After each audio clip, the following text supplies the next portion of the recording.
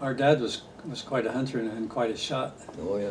He shot left-handed, and when he took aim on something, he hardly ever failed to get his game. And one more bear story, maybe, if someone wants another bear story. But we had some friends that lived up in the mountains. I can't remember the exact location, but this lady and her husband had a cabin up in the mountains where they lived year-round, back in the wild country. Don't know the history or the background of why they did.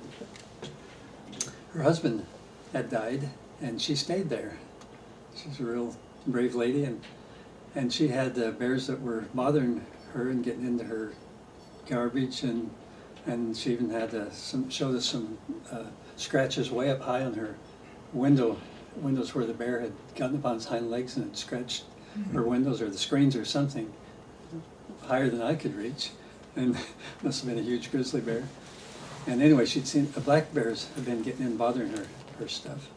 And so somehow she made contact with, she knew our family, and she told some of the older boys. And so Kent and Dwayne and Loy and I went up there to her place, and she'd just seen the bear through on a picture window that morning out on the hillside.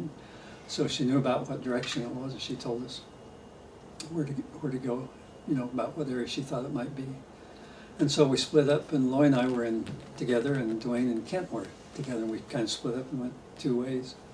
And we hunted for a couple hours, and pretty quick, Loy and I spotted this bear down the hillside about, I don't know, maybe 100 yards away. And I didn't know Loy even was going to shoot. I know I got ready and shot, and Loy had done the same thing. We both shot the same instant. And Loy says, "I got it." And I said, "What do you mean you got it?" "I got it." And we had a little argument right there. And "I didn't know you shot." "No, I didn't know you shot." It just happened that we shot the same split second. So we went running down to that bear.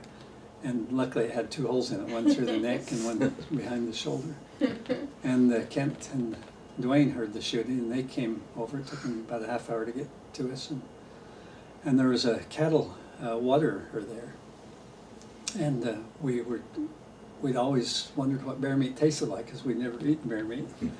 And so we skinned that bear and took a quarter of it, and had it laid out there and in the shade or something.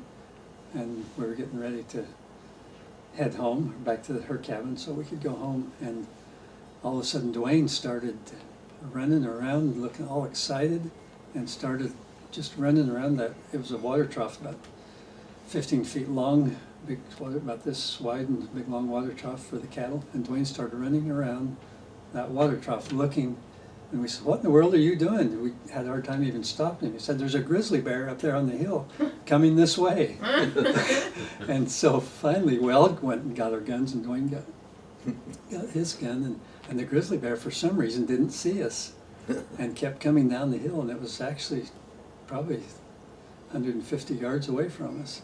And I had a perfect shot at it, and I knelt down and I sized in and I squeezed the trigger, and nothing happened. My clip had jammed up in the place where it goes, and I was getting it out, and then the other guys started shooting, and that bear started running, and I finally got mine going, and I got a couple shots at it as it was running away, but we never touched it as far as shooting at it. It just got out of there. But it made me think, if that bear had been charging me and my gun would have jammed, that could have been the same experience that Ken Scott ran into. So anyway, we packed that meat out and we ate that part of that bear, and the more you chewed it, the bigger it got. It was not good. It was a big, it was a boar, you know, big tough bear, and it was awful. Really? That was the only time I've ever tasted bear meat, but it was quite an experience. That lady really appreciated it, because that took care of her immediate problems with the bears.